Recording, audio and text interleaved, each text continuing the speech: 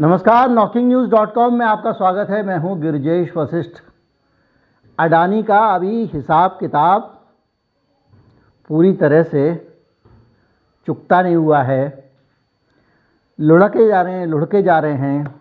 मैं आपको बता चुका हूं क्या क्या हो रहा है और क्या क्या होने वाला है।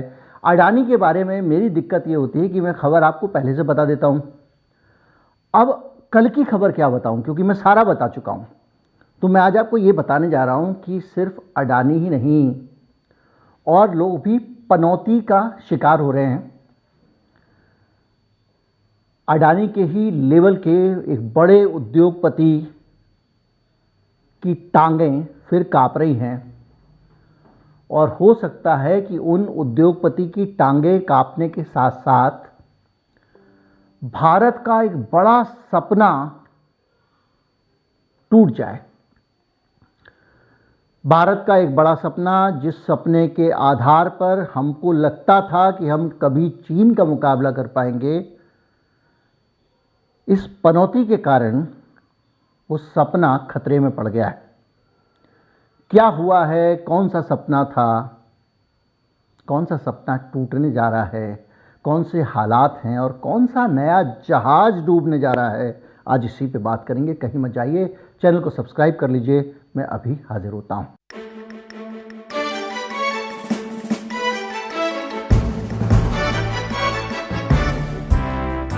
आपको याद होगा, अभी कुछ समय पहले एक विवाद बहुत बड़ा खड़ा हुआ था, और वो विवाद ये था कि एक कंपनी भारत में ताइवान के सहयोग से चिप बनाने वाली थी,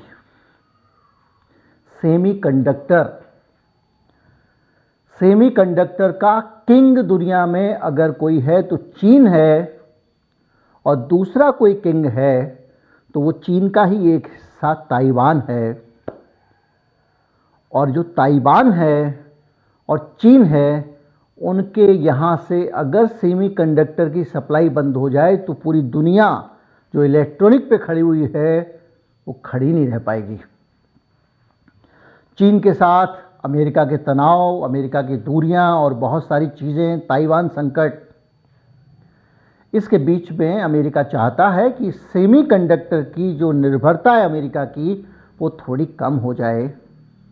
और America look around China policy पे काम कर रहा है। चीन के आसपास देखो, अगर कुछ चीज़ें मूव हो सके तो उसी में भारत को काफ़ी काम मिल रहा है। जैसे आईफोन बनाने वाली कंपनी आ गई, सैमसंग आ गई, और सेमीकंडक्टर बनाने के लिए जो फॉक्सकॉन कंपनी है वो भारत में एक बड़ा प्लांट लगाने वाली थी। और ये 19 बिलियन डॉलर यानी 19 अरब डॉलर का इन्वेस्टमेंट हो रहा था। ये फैक्ट्री महाराष्ट्र में लगने वाली थी।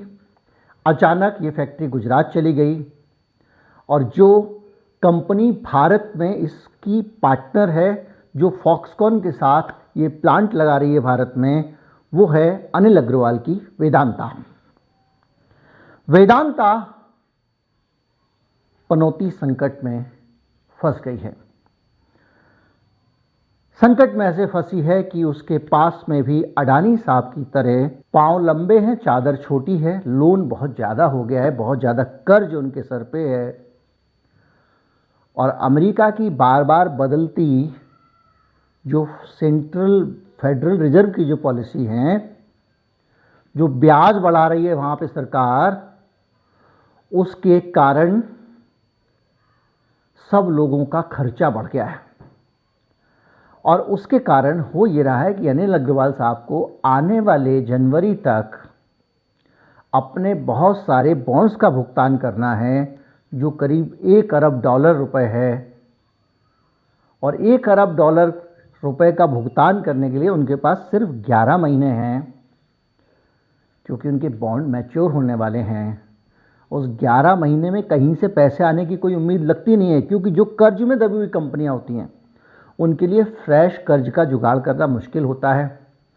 सब लोग अडानी साहब की तरह पुराने केतन पारिक को देख चुके कलाकार लोग नहीं होते हैं, जो विनोद भाई साहब के ज़रिए अपने शेयर को ऊपर ले जाके और गिरवी रख के पैसे का इंतज़ाम कर लें। और उस पूरे प्रोसेस में उनको बहुत सारा सपोर्ट और सहयोग कहीं ना कहीं से मिल जाए। और ये जो लोन वो अटक गया है उसको चुकाने के लिए उनके पास एक ही रास्ता था। दरअसल इनकी एक इंटरनेशनल कंपनी है वेदांता रिसोर्सेज लिमिटेड। ये कंपनी दुनिया में कई जगहों पर एल्युमिनियम का कारोबार करती है, एल्युमिनियम का खनन करती है, एल्युमिनियम निकालती है ज़मीन के अंदर से। साउथ अफ्रीका और नामीबिया में भी इसके 2 प्लांट हैं और भारत में हिंदुस्तान जिंक लिमिटेड भी सरकार के प्राइवेटाइजेशन के प्रोग्राम के अंतर्गत अनिल अग्रवाल के वेदांता खरीद चुका है। अब दिक्कत यह है कि अनिल अग्रवाल चाहते हैं कि हम अपना कर्जा चुका दें, लेकिन कर्जा चुकाने के लिए उनको पैसे चाहिए, लेकिन पैसे जो उनके पास हैं उनको वो छू नहीं सकते हैं। अडानी साहब का केस दूसरा था, उनके पास जो पैसे हैं उन कंपनियों से वो पैसे ले नहीं सकते क्योंकि पोल खुल जाएगी और हिंडनबर्ग सही साबित हो जाएगा। और इनके पास जो पैसे हैं वो पैसे सरकार ने टंगड़ी मार रखी है। टंगड़ी ऐसे मार रखी है कि जो हिंदुस्तान जिंक लिमिटेड है हमारा, उसके पास में बहुत सारे पैसे हैं, कैश है। मतलब जो मुंबई में रजिस्टर्ड भारत की कंपनी हिंदुस्तान जिंक है उसके पास पैसा है और वो भी अनिल अग्रवाल साहब की है। तो इन्होंने ये सोचा कि नामीबिया और साउथ अफ्रीका के कुछ खदानों को बेच के, मतलब अपनी विदेशी कंपनी की कुछ खदानों को हिंदुस्तान जिंक को बेच दें और हिंदुस्तान जिंक जब पैसे दे देगी तो विदेशी कंपनी का पैसे आ जाएंगे और उससे वो बॉन्ड का कर देगी भुगतान। लेकिन इस प्रोजेक्ट में 30% की पार्टनर है। कौन है?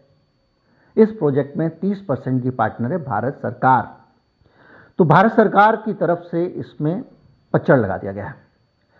भारत सरकार ने लिख के एक चिट्ठी दी है और वो चिट्ठी उसको भी भेज दी है, सेबी को भी, कि भाई साहब ये जो प्रोजेक्ट है ये बिकना नहीं चाहिए और देश का पैसा बाहर नहीं जाए। अब हालत ये है कि भैया वो अपने असेट भी सेल नहीं कर सकता। तो इस पूरे मामले पे ब्लूमबर्ग ने बड़ा अच्छा एनालिसिस लिखा और उनका कहना ये है कि ये दूसरा अडानी खड़ा हुआ लाइन में बर्बाद होने के लिए। जो स्थिति है वो ये है। और पहले से इस कंपनी को लेकर सवाल उठते हैं। रघुराम राजन ने इस पर बड़ा सवाल खड़ा किया था। उनका कहना यह था कि मोदी सरकार कर क्या रही है?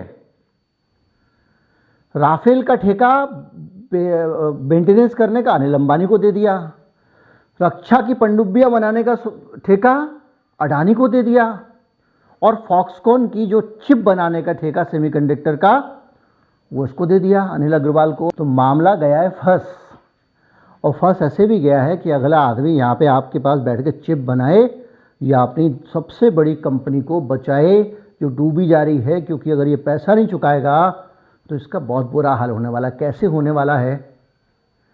इनके बॉन्ड्स की जो रेटिंग है ऑलरेडी बी है। बी का मतलब हो गया कि अगर पैसा डंप करना है तो इस बॉन्ड में पैसे लगा दो। वो रैंकिंग और गिर जाएगी तो कंपनी की साख हो जाएगी छू मंतर।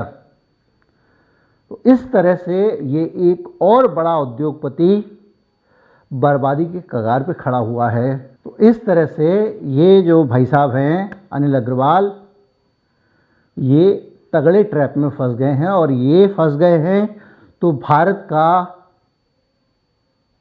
चिप बनाने का जो सपना है, सेमीकंडक्टर बनाने का सपना है, वो सपना भी अटकता हुआ दिख रहा है।